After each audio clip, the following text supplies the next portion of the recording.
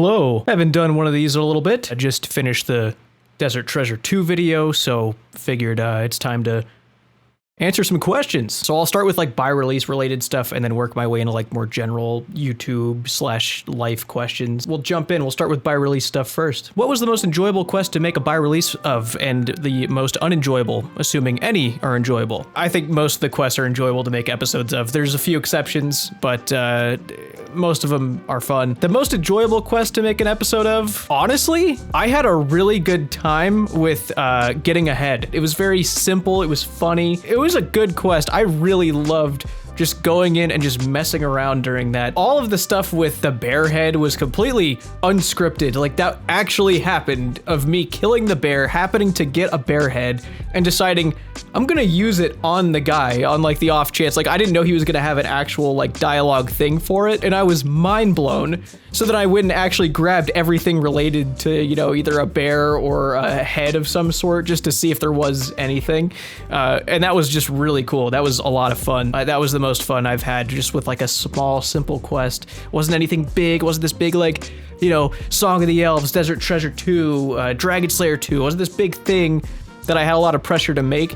It was just this simple quest that was just a part of an episode, and it was, I just remember telling my friends at that time, like, man, that felt really good to just make a simple thing like that. Like, that was a lot of fun. Obviously, by release has been going on for 5 years, so my memory's a little hazy on some of the older episodes and what was more exciting or fun versus not exciting. Most unenjoyable, by far, Taibo One Eye Trio. There was nothing good about that quest. There's just nothing. I know you have a planned end for the series, but do you see yourself just doing the quests on the character as they come out once you're done? Even if you de-iron like Settle did with Tileman to Grandmaster? Yeah, I definitely plan on doing quests that come out.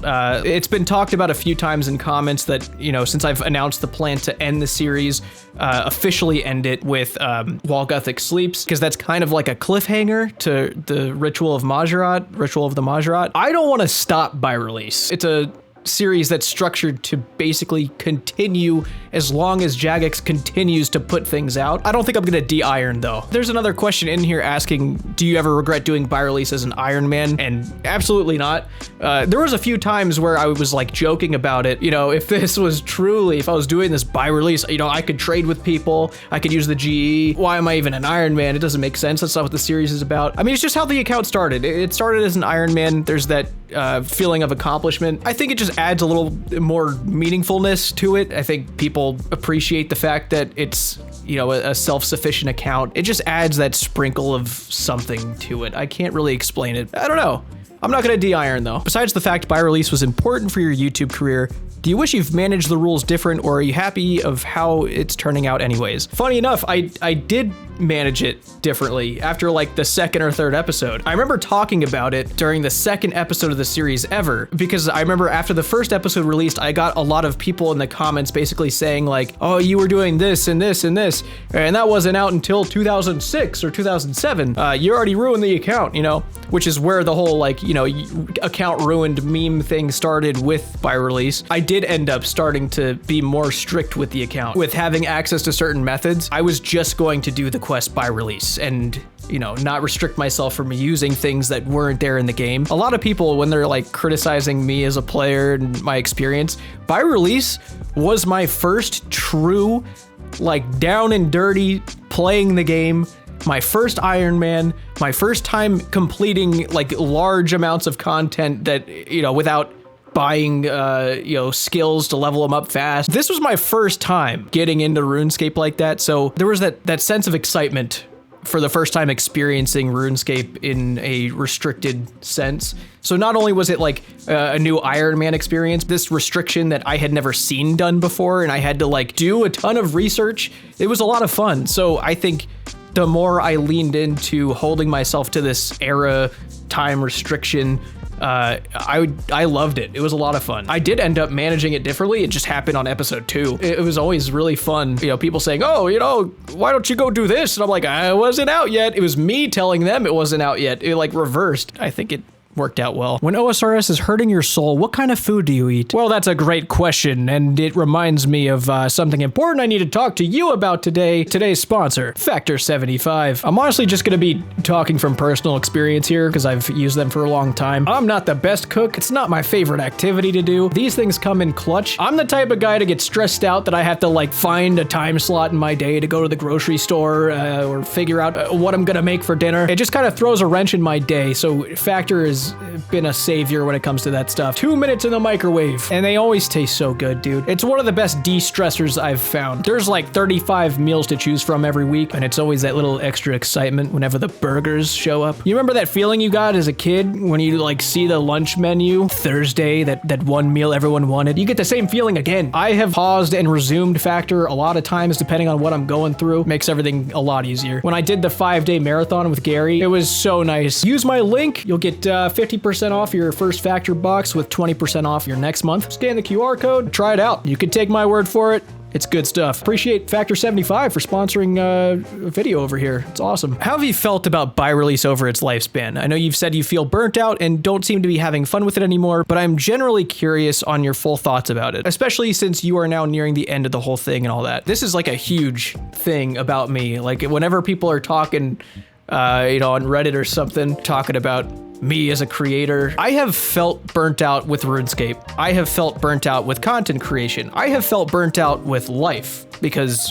I'm a human being. And sometimes all of those emotions, whether they have to do with my job or outside of the job, can sometimes be seen during my content creation. I try my best to not let it be seen, but there was a time in my life, specifically around 3 years ago, where shit was rough mentally. I was in an absolute existential crisis, living by myself in a state where I only knew one person 30 minutes away with no family around, and it was rough. There was a lot of stuff that affected what may have seemed me hating the game or being burnt out of By Release and thinking of By Release as a chore that had nothing to do with RuneScape or my feelings towards the game at all, and was more so a reflection of what was going on outside. I'm a person. I can't hide it all the time. I'm not that good of an actor. Yeah, there were definitely a few times during By Release I was burnt out of much more than just By Release, and I think people kind of took that as,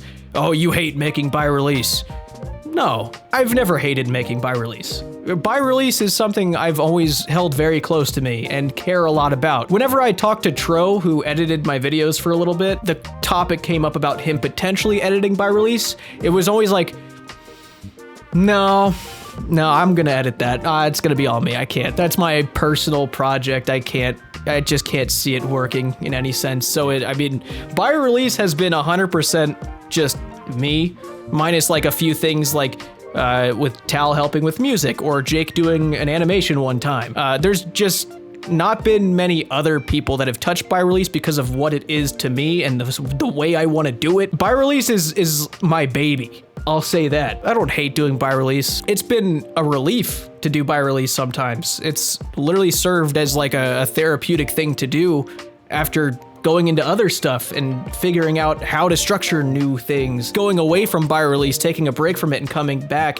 has helped me improve the episodes. Has there been episodes where I've had some pretty non-eventful quests and I've had to somehow turn them into entertainment without sounding bored out of my fucking mind? Yes, there's some boring quests in the game. There's boring quests that happen in a row. Recently, when I had to do the Garden of Death and the fucking hill giant smithing quest that I can't remember the name of in this very second, I didn't include it. Literally 0 people gave a fuck that I didn't do Garden of Death or the hill giant smithing quest because no one gives a shit about those things.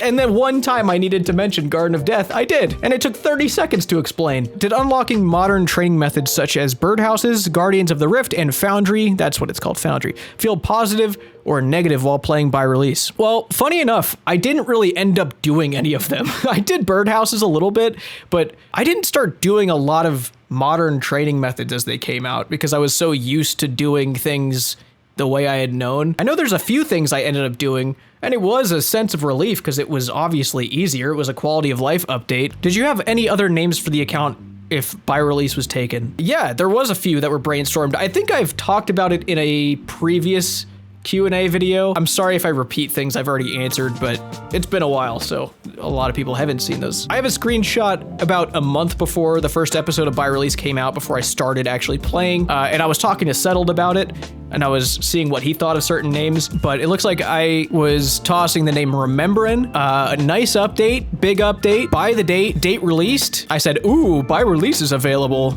And then Settled said, I like By Release. And so I was kind of like toying with the name, seeing how it sounded, rolled off the tongue, and I'm like, yeah, By Release is it.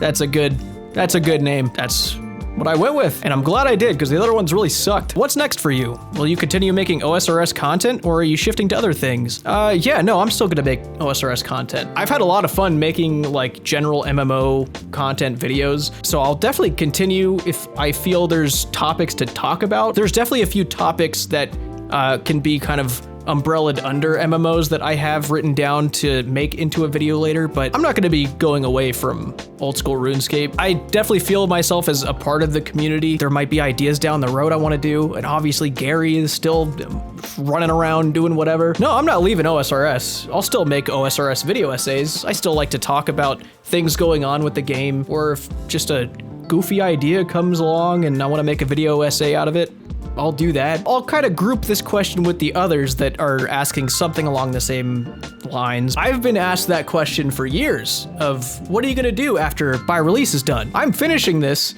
so that I can do the stuff I've been doing. I feel very torn in my head about By Release's time span here, because it's been going on for longer than any other old school series ever. Every series that has started before By Release, at least to my knowledge, is done. I want to give it an end, a proper end. That's why I'm doing the streak of By Release videos. But yeah, I'm just gonna keep doing what I was doing in between episodes. It was like 8 months between episodes. Still gonna do Gary stuff. Might make some video essays on other games, trying other games for the first time. Got some ideas? We'll see. At the end of the day, I just like making good shit. If you had to pick one unfinished quest line for the devs to continue/complete, which one would it be? Definitely the Menaphos stuff. I would love for Menaphos to not be this empty plot of desert land anymore. I think it's a very interesting storyline. I'm so curious where they take it. I know they've been focusing entirely on the Majrat storyline, but I hope that's the next one they do. Also, the vampire storyline, I hope they do continue it. It'd be really funny if they never continued it, based on how I ended the episode with By Release, of just be like, well, it's out of our control. That would be funny if they never did, but at the same time, it's really cool lore, so all the vampire stuff, I hope they do continue it for the sake of storytelling. If you could design a new quest in any storyline, what would it be, and what would you focus on? I think we know. I think we know what I would do. I'd love to hear you speak about what motivated you to make companion songs in the early quests, how the music making process went for you, ultimately what led you to not making tunes as often. Do you regret setting the expectation for there to be original music, or do you wish you stuck to it? What's your favorite piece you wrote? I've been making silly, goofy songs like that far before By Release. I've made them during skits, but what really inspired me to do it was Charborg. Charborg would do this thing on his main channel. He would end videos by doing these like 20, 30-second raps, just really goofy, bass heavy, about something related to what the video was about. So I actually tried that the first time. It was with January 2018, the new Dragon Armor skit. I made like this silly rap at the very end of it. Yeah, I think it's worth it though. I mean, I really like the aesthetic it gives. Oh my God! What? Oh, Jesus Christ! Fuck. What the fuck is going on? What's going on? Oh God, please no! Dragon armor seeming pretty cool till you put it on and you're walking down the street and the guy says, hey man, how much did you pay for the armor? And you gotta say, I've been fucking on your mama. Great man, you've been fucking on my mama? Hell yeah, and it's been pretty fucking tight. That was the first time I made a song and then inserted it somewhere. I really like doing that. It was literally just like a beat. When it came to By Release, it was a fire making grind, and I was never a fan of RuneScape progression series where they were just like, oh, there's fire making level 28. Oh, there's 29. Oh, there's 30. I get it. You got to make it quick, and I don't really want to do that. I want to come up with something. That's when I made the fire making song, which was just, I found some beat. I just made a song of nothingness, and people were like, wow, like that was a good song. And I was like, really? It was? So it's supposed to be like a meme. And so then I just started making songs. I think the next one was Jungle Potion. Once I made Ghosts in the City, that's when I was like, okay, I think I want to start doing songs for real a little bit, start learning more about music. As you're making music and seeing people's reception to new things you put out, you get this idea in your head that you have to somehow recreate a song that people really liked in a different way in order for it to be successful again. Ghost in the City, people liked it a lot, so I was trying to replicate a similar structure to Ghost in the City for future songs, and I tried that with No Light Song during Morning's End Part 2. People really liked that one, felt good about that one. And then Sandy Confession, that literally changed everything. It became my foundation for how I structure songs. It's what I looked back to ask myself, how did I do this? How did I make this sound? It was all thanks to Tal, truly. I've talked about it before in the last Q&A, but Tal, I sent him over my original Sandy Confession song, and he just completely changed it to sound like a real song. And after that, I was like, I love doing this. Like, this is crazy. But it did set that bar. It set that bar for my own expectations for what my songs should be. Luckily, I was able to capture the whole like Sandy Confession vibe and structure again with RNG. The reason I didn't make them like every episode, I have very little musical background. I took a music theory class freshman year of high school, and that's it.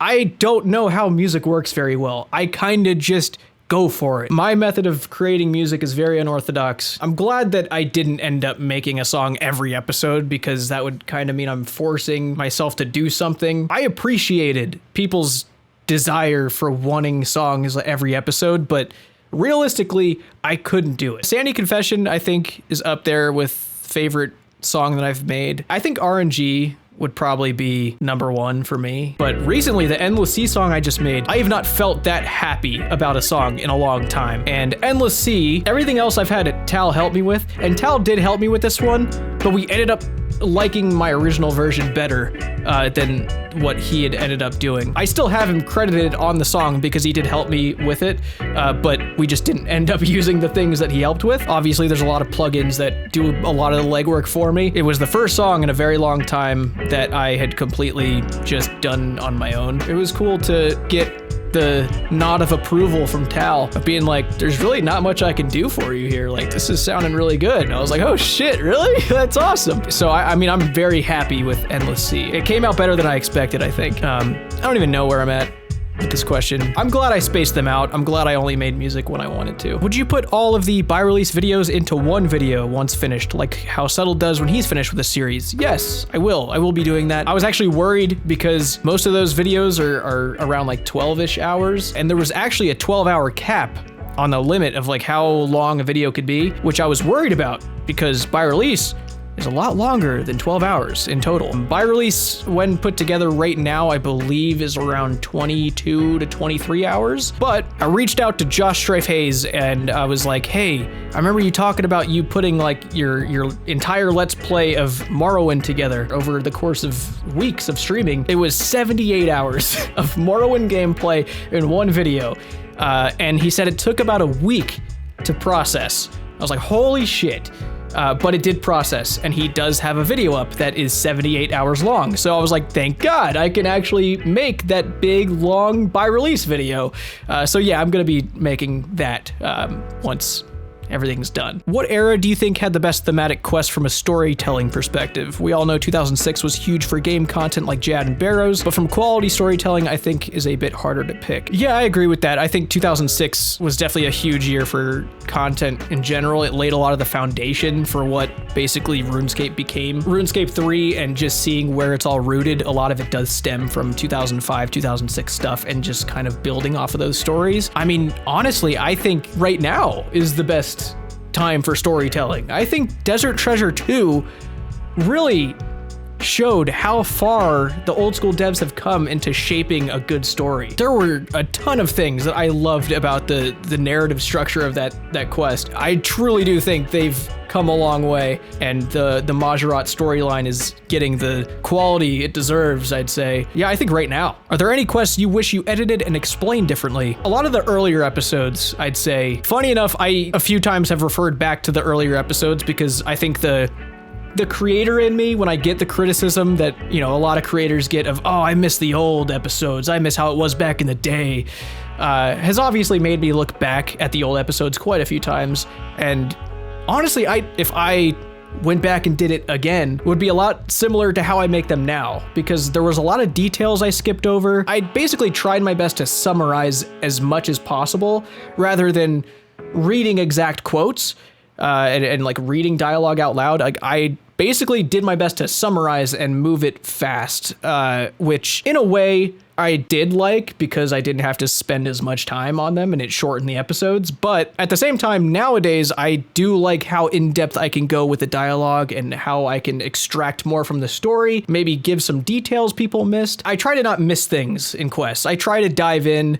I try to find things you may have not found. There's a lot of stuff that got pointed out in comments later on that, like, oh, if you did this, this would have happened, you know? And I was like, fuck, I should have taken my time with it while recording and gone and explored a little more. I would definitely explain the earlier episodes a little different. Give the quests, especially the free-to-play quests, I would give them a lot more attention. Other than rat catchers, what OSRS quest would you most want to rewrite? That's a tough one. Other than rat catchers, I've never thought about rewriting any of the quests I've done, so that's a tough one. I don't know. I don't really want to rewrite any of them. I know that's not the answer you want here, but I mean, especially all the quests that are 2007 and earlier. In my brain, those are like relics. Like, you don't touch them, you don't change them. They are how they are. Some of them suck, but that's because it's the original form. Leave them alone, you know? So I don't know. I don't think I'd change anything. I think I don't want to rewrite anything other than rat catchers. Speaking of which, I know they added rat catchers changes to the dialogue, and I don't know what they are. I'm not sure if they posted it to the wiki or something, but I know they did go in and make some changes to the dialogue, and I'm very curious of what they are. I don't know if I'm curious enough to go back in right now and redo rat catchers on a different account, because I don't really want to do that. Aside from the obvious B-roll and cinematics, how much of the series was live gameplay, or was it mostly voiced over in post-production? I'm assuming you mean how much was live commentary. I don't know how to give a percentage to it. A lot of times when I'm recording by release, there's a need to pay attention to the gameplay and how I record things as I'm playing the game, like not moving the camera around a lot, switching the camera angles around to accompany the chat box with the NPC on screen, keeping certain things like that in mind for the actual footage itself. And while I'm recording the footage, I'll be doing commentary to either give myself ideas, or if it's good enough, like for getting ahead, most of that was live commentary. And then if some things didn't come out the way I wanted to in live commentary, I'll redo it the way I wanted to say it in post. The serpent himself. Why are you here? Why am I here? I don't know. I'm here for the horn. You think you can just take it? Oh, yes. My friend here and I worked hard for it. All right. You know what? 45%. Why am I here? Well, I'm just here for the horn. Think you could just take it? Of course, my friend here. I don't know why I'm talking like that for him. Of course, my friend here and I worked hard for it. He's still role-playing as Asgarnia Smith. That's dedication, I'll give him that. Okay, fine. You know what, Slisk? 50%. Take it or leave it. A lot of what you're hearing me say does originate from live commentary, but I might redo it. I might have had my mic over here or something. It didn't sound very good, or there might have been a fan in the background, or it just wasn't consistent with the other audio. There's a lot that can determine whether or not I'm doing live commentary or not. Oh. Hey, don't say that. Why'd you say something like that to me? Oh, you stole my fucking... What's our ball here for? A small ball. Wow. Search bed. That is so insanely convenient for me. Holy shit. That was the easiest lock of my fucking life. Ow. Pathetic. You can't say that to me. I'm in jail again? That's a record for most times thrown in jail in one quest. Twice. The bar wasn't very high. No pun intended. What's going on, man? Let's break out of here. Dude, people do not check jail cells. There's no way they'd let this just be sitting here. They're not even trying to keep me in here. They wanted this to happen. You can't convince me this was a mistake. They didn't even try to make the lock hard. Look at all that money. Oh, thank God all my stuff was just right here. The medallion's missing. No. Full of money. Can I take this? I've got an inventory slot, dude. Just let me take it.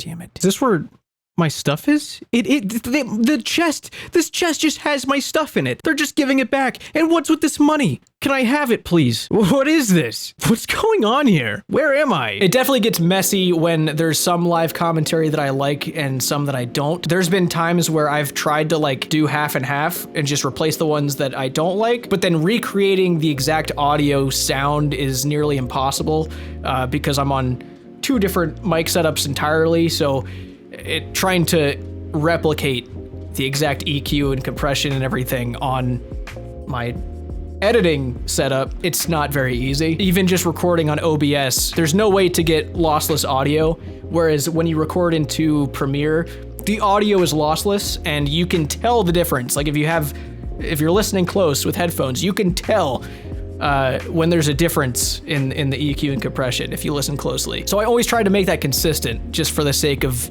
being a production. I can't give you a percentage. I can tell you I do a lot more post commentary. It definitely helps me from a creative standpoint to be able to record everything, look back at it all, and write a script to it, accompanying it with jokes or things that I made note of, and just delivering them properly to make an episode. If it was all live commentary, the quality would just dive, dude. It would not be where I wanted it to be. Like I mentioned many times before, if you are consistently able to deliver jokes like that on the fly, you're a god.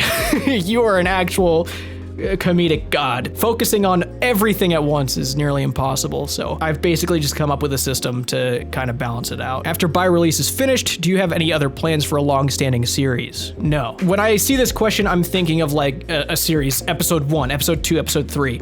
No, I don't have anything like that planned. I don't want to commit to basically gluing myself down to an old school RuneScape series. I would much rather just have the freedom to make one-off videos or mini-series or video essays, and of course, future By Release special episodes. So I guess in a way, By Release will still technically be a series here, but it's going to be after the fact, you know? They'll happen when they happen, kind of thing. I'm gonna take my time with them like crazy, and really make them something special and not be filled with all this pressure to like get it out in time, get the quest cape, get to the finish line without the finish line constantly moving farther. I don't count Gary as a series, by the way. I don't count Gary as like this numerical thing. I think Gary is just all one big collection of the same thing going on, if that makes sense. Like there's no chronological shit going on with Gary, really, other than obviously the 2-part house series. I'd like for you to delve a bit into Burnout and how you dealt with it.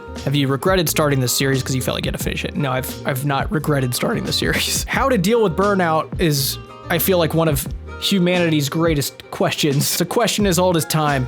You know, I am lucky enough I could go and make something else in between By Release episodes. Some people weren't very happy about that, but I was happy to be able to take a step back and not just be making By Release and nothing but By Release. It comes in waves.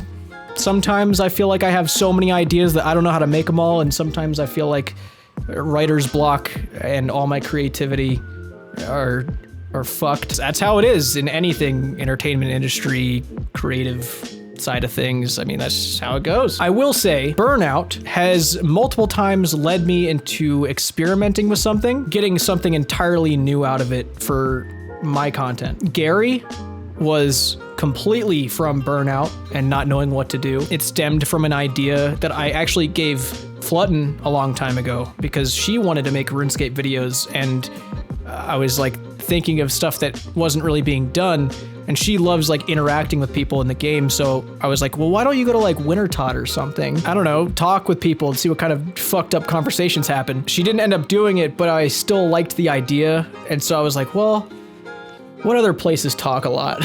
So I made a new free-to-play account. Video essays stemmed from a Burnout, just trying something else that I normally wouldn't really be interested in trying because it's risky. Sometimes risks aren't risks and you just have to do it. I always just consider myself super lucky that I have an audience that is willing to watch other things I make. And now more than ever, my audience is willing to watch the other stuff I make more than By Release, which mixed feelings on that, obviously, but it does make me excited. Being able to take a step back and let By Release simmer for a little bit, kind of get people caught up, and then putting a bigger project out of By Release is always fun. Like I was memed about for like a year, maybe even over a year, between Song of the Elves and the previous episode. Like it took me a year to put that out almost. While I was like very pressured in my head and I kind of just felt this giant weight on my shoulders, I'm almost happy it took that long because it was able to get everybody hyped up, everyone got caught up, and then when it finally came out, it was this big thing that was really fun. That was like, oh, it's finally here. It's finally done. This big thing we've been waiting for is here it is. It did pay off better. I don't know. Very scattered answer. All this is going to be very scattered. What did you do to motivate yourself when you had to go through periods of grinding skills to meet requirements of certain quests? I feel like skill grinding is something that most of us struggle with when it comes to the game sometimes, so I would love to hear your thoughts on that. I think skill grinding is always worse in your head than it is actually doing it. Obviously, Song of the Elves, there's another question asking what the biggest grind of the series was, and it was Song of the Elves. I had to get a bunch of annoying skills to 70. It wasn't Desert Treasure 2. I was basically already there for Desert Treasure 2. I didn't have much to do. When it comes to skill grinding, I think my motivation can definitely be more so rooted in, I need to get this project out. I need to do this so that I could do my job. Whereas if you're just playing casually, it's more so just, are you enjoying it? If you're not enjoying it, put it down and come back later. The game is not going anywhere, ever. It's still gonna be there for you. So I think most players, I would say, go through phases of really enjoying grinding versus wanting to just do nothing but PVM or, you know, casual early game stuff. If you're struggling with grinding, take a step back for a little bit. There's no pressure to do it. And if it's something you really want to get done, then I mean, just comes down to discipline, I guess, but try not to have too much discipline on the video game. You know, you should be enjoying your time on the video game. I know you're really enjoying Unguided with the rest of us at the moment. Is there anything that Alien Food has done in his videos that you would have liked to do in yours in hindsight? Yeah, I think I would have rather done a lot of the stuff unguided. There was a lot that I did try to do without a guide. It made for more authentic gameplay. It made for a better experience of editing. More jokes popped up. Obviously, being confused about what's going on in the game and in the story is comedic value. I could have gotten a lot more of it, I think, but at the same time, it's never been the focus of By Release to do it without a guide. With this recent episode, I saw someone posted it on Reddit, and I was like reading the comments, and a lot of people are like, oh yeah, I don't really like By Release. You know, him doing it with a guide really ruins it for me, of him fighting those bosses, and I had already seen them. It's like, well, that's not my series, dude. There's a reason that Unguided is a series, is because it's literally a restriction. It is an account restriction by itself. That's what Alien Food's doing. That's his thing. If it was Alien Food looking up the guide, yeah, maybe it'd be kind of weird to watch it still, but that's his thing. It wasn't the focus of the series ever. A lot of the stuff for Desert Treasure 2, I did without a guide. It's usually, if it's taking up too much time and it's something I'm super stumped on, which did happen during Desert Treasure 2 a few times, I will look it up because it's not what my series is. I'm not going to sit there for 4 hours trying to figure out a puzzle if my brain's not clicking with it. If I'm only gonna get 30 seconds out of these 4 hours of frustration, it's not worth it for me. So I'm just gonna look it up and make up for it with a joke in 10 seconds. That's what route I'm gonna take. It's a balance. What is your criteria for what makes a quest good/bad? And in your opinion, what quest is the closest to perfect in that regard? I think a quest that gives you options of how deep you wanna dive. I mentioned this with A Kingdom Divided and how there was a lot of stuff that should have been optional dialogue. There was a lot of yapping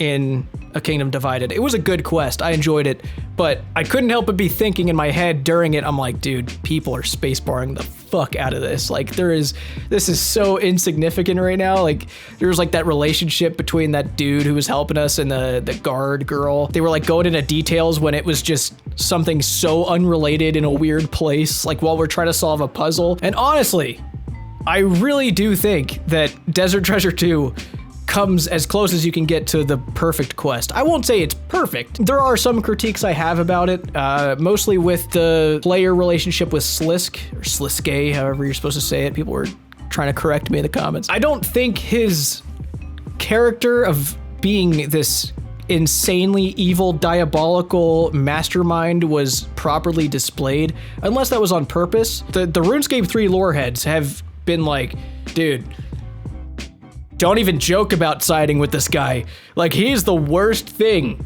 in the universe. Like, you can't be on this guy's side no matter what. Like, he's fucked up.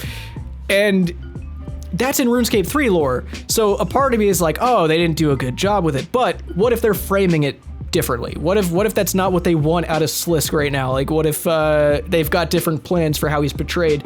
Maybe he's killed off in the next fucking quest in the Majorat thing. Maybe he's sacrificed during the ritual of the Majorat, you know?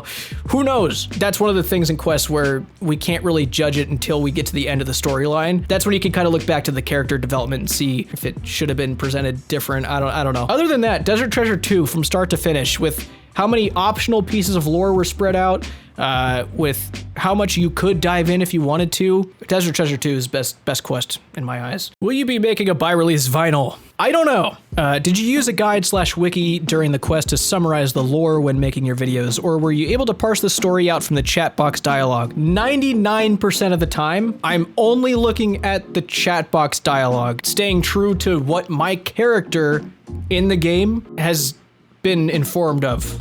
There's a few things like in the Desert Treasure 2 episode, in like the Lasara Undercity. While recording that part, I was not feeling good, like just in general. I feel like I was getting like a cold or something. So by the end of like running around the town, I was like, Jesus Christ, I want to get out of here, dude. Like, I'm not feeling good. I just want to fight this fucking Whisperer and get out of here. So I wasn't really, I guess, connecting with the lore in the Undercity at the time. So when I was making the video, I was trying to present it like through all the stuff I had read, and even then it wasn't really making sense. And that's when I realized, oh, I missed a lot of things because I didn't explore enough. So everything's not really clicking. So I had to do a ton of research on the wiki and kind of do a deep dive into all the lore of the city, what happened, who did what, because it's deep. So I decided to do like a little info segment of what exactly I was doing and why, so that I could catch everyone up to speed, including myself at that point. I guess that's as close as I would come to using the wiki, is when it's a situation like that where I'm really not understanding what's going on or want some extra background info so I don't say something stupid and be completely wrong. I want to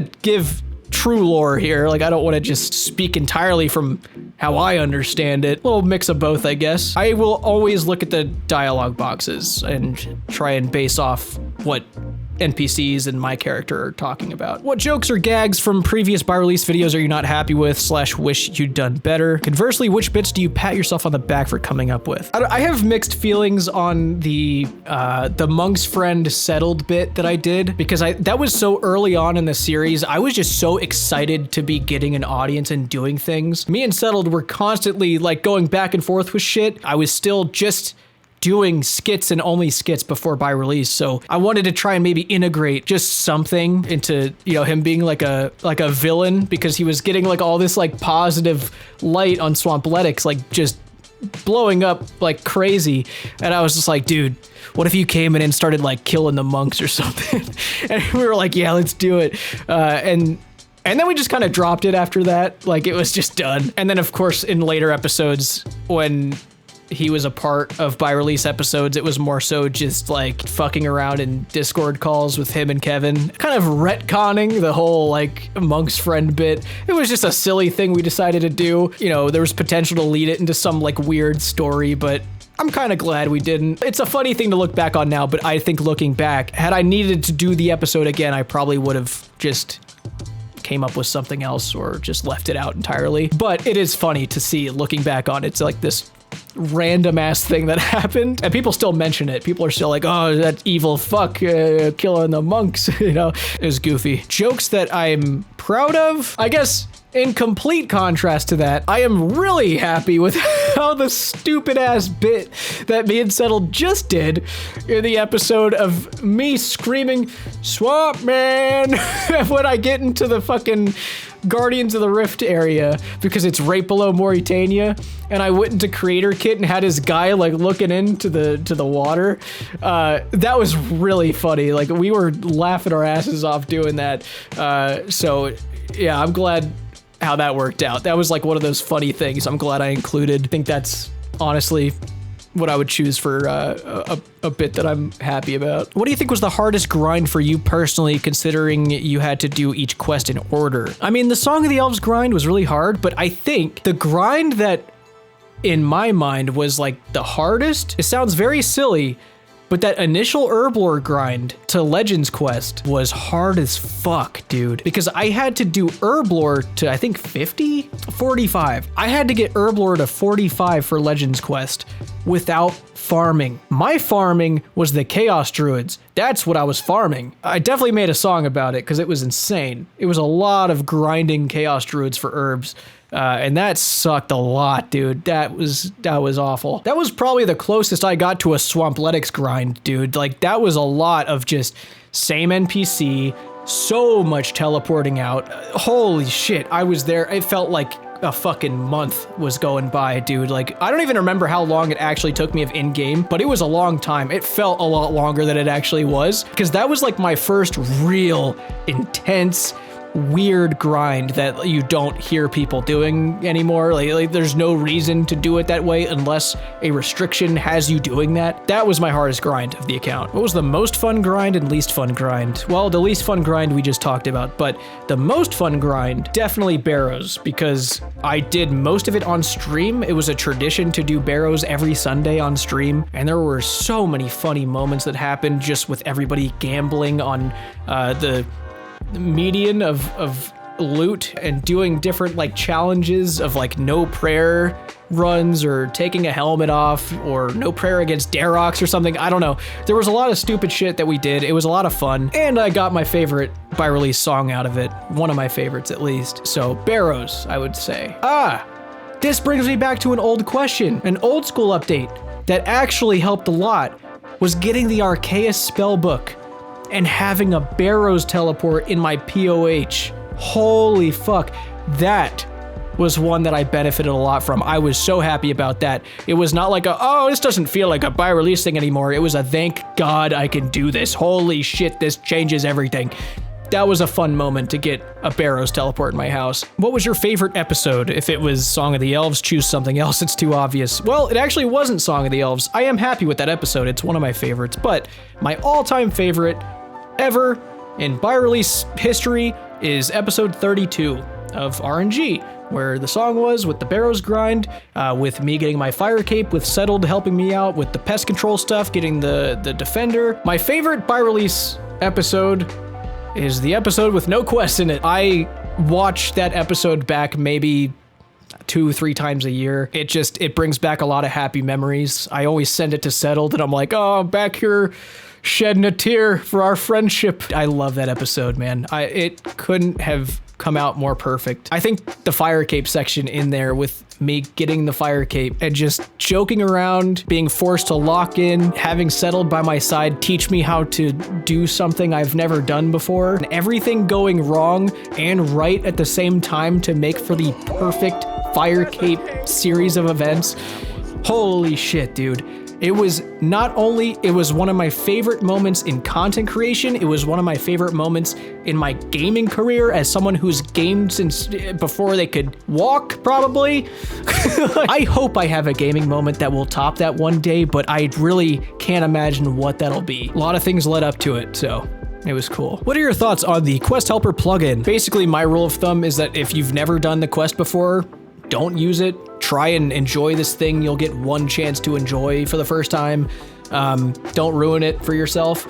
But if you've done the quest before, fuck it, use it. When I was going through all my Gary grinds for hosting the house, I used that shit. So I think Quest Helper's really cool. I think you should just have some discipline with it. And if you've never done the quest before, then maybe just don't turn it on and I don't know, try and just do the quest and enjoy it. This is a funny question. Out of all the most annoying quests, which made you most suspicious that Jagex deeply hated their player base? Obviously not a serious answer, but a lot of people talked about it in the comments of the Dragon Slayer 2 video during like the final fights. Having to do the agility obstacles on your way to the final fight, it was just unnecessary and annoying, and it was like, why the fuck would you put that in there?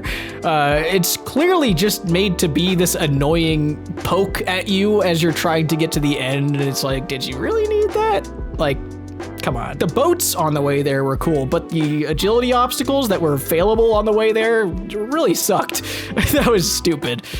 So I just remember that. Why are your by release videos so far apart? By release takes a long time to make. There's been some video essays that have taken a whole lot longer than by release episodes take, but like, dude, they just take a long time. And especially when it's like a big thing that I'm doing. Like, I basically mashed Secrets of the North and Desert Treasure 2 into one quest and then split it. I've had to work some pretty disgusting hours to release them so close. It's because there's a lot of attention to detail that I give it. I really don't like cutting corners with videos. I mean, I pride myself of it. I try my best to deliver quality. It's something that I have my own standards and bar to meet. Yeah, they could just take a long time. If I'm not feeling it, like if I'm not feeling by release, I'm not gonna force myself to make it. The quality is important to me, so I'm gonna make sure I'm in the right mind and having the time to do it. There's a lot of reasons. I don't know. You could probably piece the puzzle together at this point in the video, but the final by release quest related question, will you still be the quest man? I think in a way I'll be the quest man, but I also don't think that I'm the sole quest man of the game. I think you have to give credit where it's due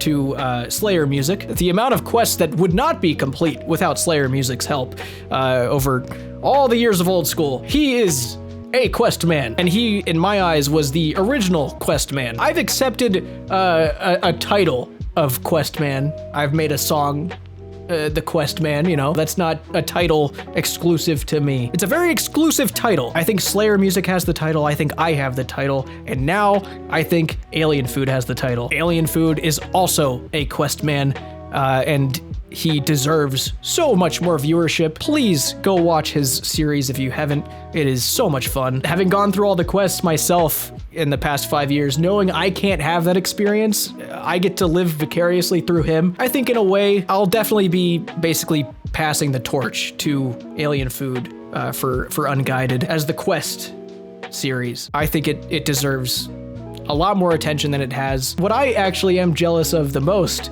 is the way his videos are structured. It basically has to be live commentary because of what he's experiencing, and you can hear it. You can hear his little clicks going on as he's playing through the quests. His series is structured to be based off live reactions and live commentary of what he's experiencing. So it's a really cool thing to watch. I think he's got a very promising future with content creation. Go support him, show him some love. I guess we'll move into more of the off-topic, just general questions. If you're not interested, thanks for hanging out. If you want to just hear some other stuff, then here we go. What content do you like to watch yourself? I don't know. I don't really consume a lot of old school RuneScape content. I will watch every episode of Gielinor Games. I try and keep up as much as possible with my friends with Settled Series and Kevin's videos. I try my best to keep up, but between trying to make my own content and just trying to not consume only RuneScape, I'm definitely not only watching RuneScape. I guess recently I've started messing around in Genshin Impact. It's a game I never thought I'd see myself playing, but I actually really enjoy it. It's a really fun game. So I've been kind of looking at different challenge videos in there. That's one of the communities that's actually pretty good about like coming up with unique ways of playing the game, which I really like. Honestly, I think my favorite person to watch right now is probably Drew Gooden. He's had banger after banger. 1 month ago, his AI is ruining the internet video is definitely one of my favorite videos in a while. I think it was a really good insight into the state of the internet right now, and it was a lot of fun. I'm definitely looking up to Drew on, how to do future content and how to present things in a funny way while providing criticism at the same time. I think it's super important. Eddie Burback also, his stuff is always amazing. I try and keep up with General Sam and Nakey Jakey whenever he uploads, very rare. And speaking of General Sam, will you please go on Forehead Fables again and actually make an episode that they air? I've told them countless times, I'll come on whenever. I've talked to Poob about this in person at TwitchCon, and he has said, we talk about you all the time and getting you back on the episodes all the time. Well, I'm like, then have me on. I'll be there. I'll do it. But I promise you it wasn't my fault, all right? I'll stand my ground. I hung out with Sam and Poob a little bit during TwitchCon. It was awesome to see them. I'm always down to go on on their podcast. Has your health been improving to the point that you'd consider joining the 5th season of Gielinor Games? I guess it depends on when Gielinor Games is. I don't know how much detail I'm going to go into about this, but basically the last 2 days I have narrowly avoided another flare-up of the diverticulitis stuff. So I am still very cautious. It still puts me out of commission every now and then. Like, I had to take 2 extra days off in a row because of it. Still learning to manage stress. So I guess there's just a lot of things that will factor into what's going on. I'm probably going to be consulting a surgeon at some point to get rid of this problem permanently. It's obviously a pretty heavy thing. It's a major surgery, so I don't know. I don't know yet. I would love to go on Gielinor Games for season 5, but I don't want to give a definite answer because I don't know where I'll be. How often do you take breaks from the game? Seems like you only play 1 to 2 months at a time on and off. Yeah, my way of playing old school is very weird. Obviously, because it's my job and I have to play a little weird because I don't play RuneScape how everyone else plays RuneScape. I'm either playing by release or I'm doing some weird shit with Gary. Playing Gary, that was the most I've played. I was like really getting into RuneScape in the sense of like the social aspect of it, because it was an aspect that hadn't existed in a long time. So I was actually logging on and playing and talking with people every day. I really don't play for very long periods of time in a row so that I can balance my own work, leisure, enjoyment with the game. I've tried to learn different techniques and methods to not be burnt out of RuneScape, and when you're doing it as a job, it's hard. There's a lot of creators that they don't get burnt out of RuneScape, which I envy so much. I love doing so many other things that I can't fixate on just RuneScape and focus on just the grinds of RuneScape. I feel like I'm constantly on the pursuit of happiness when it comes to content creation and doing what I love and what I think I can make the most entertaining thing out of. And when old school RuneScape has been my job for full-time 5 years now, I have to basically be careful. I don't want to burn out of RuneScape. I have to figure out a balance of playing it on and off, being kind of preventative of burnouts, I guess. This one kind of goes with the last one a little bit. What was it like transitioning from making videos as a hobby to doing it as a job?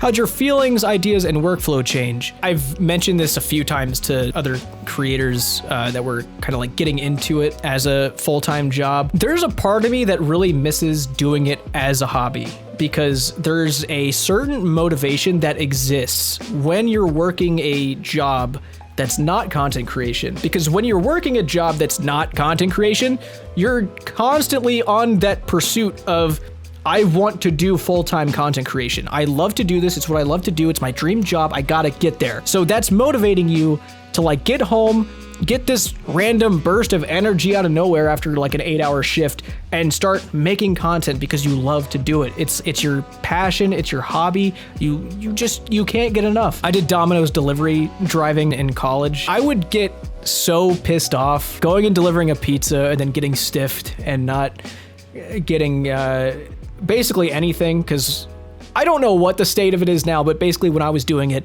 if you didn't get tips, you got $0. Your wage, like your hourly wage, was essentially wiped clean. It was, I think our paychecks were like $60 for I don't know how many hours, a lot of hours. Like it was all tips. It's literally all tips. And I'm hoping nowadays it's not like that, but that's what it was. I would get so pissed off, like, why am I doing this? Like all I want is to be a full-time content creator, making videos and having people see what I make. This is what I want so bad. All the feelings you get when you want something, but you're not there and you've worked a long time to get there. That motivation, I haven't had for 5 years. And once it becomes your job and you've reached that point of this is full-time content creation, this is what I get to do, it becomes a job. You suddenly get hit with the concept of self-employment, working your own hours, no one telling you what to do, no schedule, no time to clock in and out. You have all of these new challenges that you've probably never faced before, unless you have experience with self-employment in the past. You're working on a whole new life balance that you've never had to face before. You're suddenly doing it full time, so you have no additional income if you take a break. You start running into obstacles that you didn't know existed, and you don't have that motivation to get to full-time content creation. I've had different types of motivation. I've had new types of motivation, but I don't think they've been as strong as that one. If you are watching this and you have that motivation, fucking embrace it. Embrace it as hard as you can because it is the key to getting to full-time content creation. Use it while you have it. Rolling into the next question off that one, what are your favorite types of videos to make? I don't know. It's hard for me to pick a favorite. I think I put equal energy into all of them and I try and make what sounds extremely fun to me. I definitely like making the video essays a lot. I've really enjoyed experimenting with that format and kind of green screening myself in places and having a more interactive video essay like that being in the world that I'm talking about. I don't know if this is related, but I guess I was just thinking about it. But based off criticism I've had with my earlier video essays, I've definitely kept in mind to approach topics from a positive light, even if I title them in a more negative way. I try and see things in a positive way when I'm talking about it, just because there is a lot of like doom and gloom, and I don't want to be that guy. I try and make an effort to, see the light in things with whatever topic I'm talking about. If I'm bringing up a problem, I always want to bring a solution. I don't want doom as my a theme in my video essays. I'm still learning how to make content. I'll be learning forever. I think video essays I really like making because they do teach me the most. They open up avenues to learn how to make better content.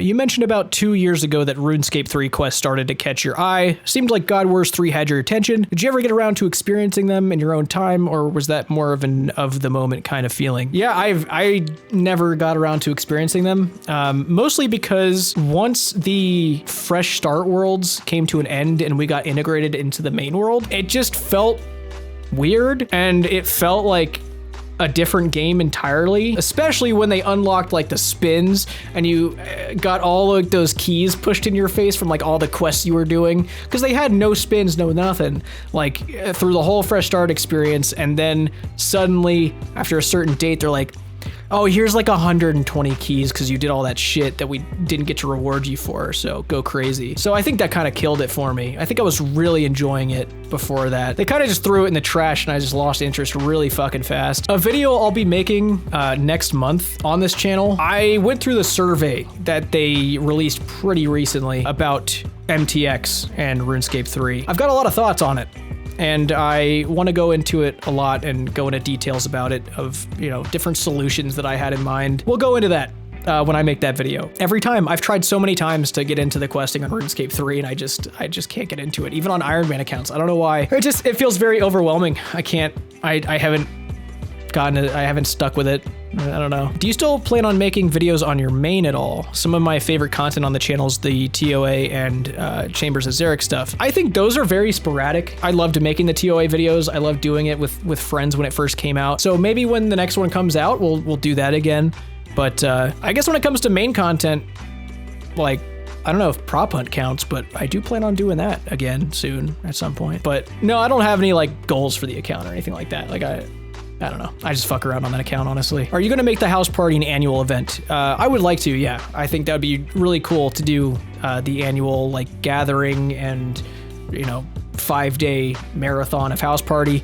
That was so fun. It was some of the most fun I've had on Old School ever. It introduced a side of the game we really don't see, especially in members worlds. That was a lot of fun. And, I do have this awesome ass house that's just gonna sit there. So, I would love to make that an annual event. And now that I don't have to keep it a secret, I'll be able to plan a lot of things far in advance and, hopefully get a lot of help. Will you keep doing RuneScape music or some other type of music after By Release is done? I don't really know what music I would make RuneScape related. I've talked with Tal about potentially doing non-RuneScape related music just to see, but I mean, it just takes a lot of time and I don't know how I would go about it. I feel like I always sprinkle in just a little bit of humor in my songs. So having anything like drift away from that, going into like serious shit is, almost seems intimidating to me, but maybe one day we'll see. I don't want to give a definite like this is going to happen just in case, but I would like to make more songs that are RuneScape By Release related when I do the special episodes. I think if I'm taking my time with them, I can release them whenever. I can take my time making a song. So I never really see real life Jimmy outside of a green screen. What's your favorite pastime many of us may not know about? I wish I had a more interesting answer for you. I really am just a gamer. I game a lot. I've been struggling with like finding a hobby for a really long time. My dad is super into like woodworking, and I know zero things about woodworking, and I would love to learn. So I might at some point like pester him into teaching me some basics so that I can start my own shit at my own house. Because I mean, I would love to have something that's not video game related. I've wanted one for a long time, so my voice is getting shot already, dude. This is fucked up. What's the best way to start RuneScape? I'd say definitely start free to play. It'll give you an introduction to the experience a lot of us did when we first got started. But one of the biggest things I see with new players, I mean, I don't truly know how common it is, but I've seen it brought up a few times from new players. They will start playing free to play, and they'll start working their way to a bond and pay for a bond and introduce themselves to membership. I mean, I know some people don't like paying for membership. That's why they do the bonds, which is cool if you have a good system going. But I would truly recommend just once you know you like RuneScape, for your first month at least, definitely just pay for membership with real life money. And keep all the shit you've accumulated through your experience with free to play. I feel like a lot of players will ruin their experience by taking everything they've earned, buying a bond, and then going into members with 0 GP, only with that pressure to come back to make that 11, 12 million GP again, whatever it is at now, which really sucks. I feel like that fucking blows. Before bonds existed, I mean, we didn't do that shit. We got to bring everything with us to Members World. So I guess that's a piece of advice that I don't see enough. Play free to play, and if you like it, pay the membership fee with real money. And if you eventually one day figure out a way to make your bond money every week, go for it. But it's a lot less stressful and you'll get more enjoyment out of the game if you just, pay the monthly shit. Especially if you do the year bulk one and it's a lot cheaper. Did you ever do a semi-serious raid in any of the WoW versions? If so, are we gonna see a video on that? I did some raids on Wrath, which is now Cataclysm. Not a lot of raids. I think once I saw the path ahead for what WoW is, like once you got to that end game and you're just basically farming for better items for the sake of just doing raids better and becoming stronger, with no interest in PvP, I wasn't really motivated to do raids. I was like, what's the point of that? Like, I don't know, it's weird. I didn't have much to look forward to, I guess, so I didn't do a lot of raiding. I haven't played WoW a lot. Played it for a little bit again, like a couple months ago when Cataclysm came out, and I was just like, I don't really care.